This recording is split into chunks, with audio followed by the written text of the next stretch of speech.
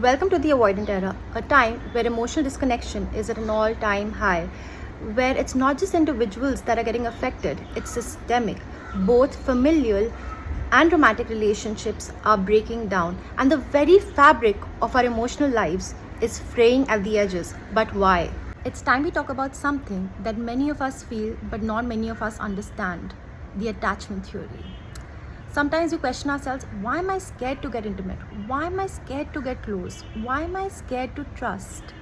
Well, the attachment theory explains that how we are treated as children shapes how we form bonds as adults.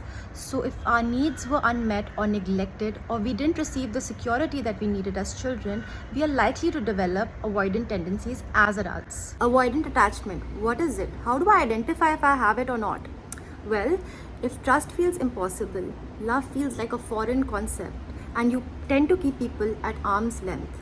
It's not just about a few set of individuals who are suffering from it. It is a pattern which has been ingrained in us by society that overemphasizes achievement, celebrates self-reliance over any kind of dependence or emotional vulnerability.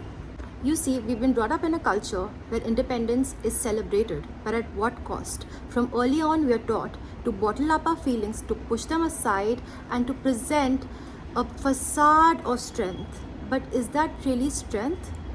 But actually, it comes at the cost of emotional neglect. And just for context, I'm going to be sharing an example because this example just comes vividly to my mind at this point of time. And in no means am I trying to shame any individual, organization, anybody, but this is just an example for context. So I remember one of my classmates asking the psychology teacher for feedback, just feedback. And not only did the psychology teacher refuse to answer, she went completely ballistic. She humiliated that child in front of the entire classroom, and that child was completely shook. As a matter of fact, even I was shook.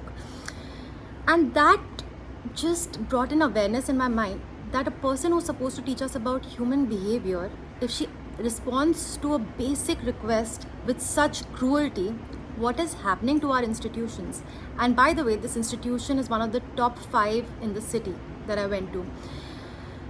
So this made me realize, and it's something deep into my memory at that point of time, that emotional safety is not just something that is missing from homes where there's so much pressure for academics and being brilliant. It's missing from educational institutions as well, where our parents send us for an overall development, a holistic development, whether it's academic, it's physical, it's social, it's emotional. It's missing from there because what we are experiencing is, at the end of the day, guilt and shame for just being ourselves, just for being authentic, because a certain student didn't get a certain mark. So that student is not worthy of basic human respect, empathy, care. Modern systems, from our education to our workplace to even our marriages these days, reinforce this pattern. We're told to be strong, to push through, to be productive, even when our emotional needs go unmet. And what is the dangerous consequence of that? A generation of people who don't know how to love, who don't know how to trust, who fear vulnerability, and in fact, when they're offered love or empathy or care or support, they turn away from it because it feels unsafe and unfamiliar. You felt it, haven't you? The emptiness, despite having almost everything. Professionally, all the gadgets, latest stuff, you still feel that empty feeling. The sense of relationships and connections never seems to be fulfilled. And you fear being too much, when that is why you keep so much of a distance. Well, let me reassure you, it's not only you who's going through this personal struggle. It's systemic, and now it's at a global scale.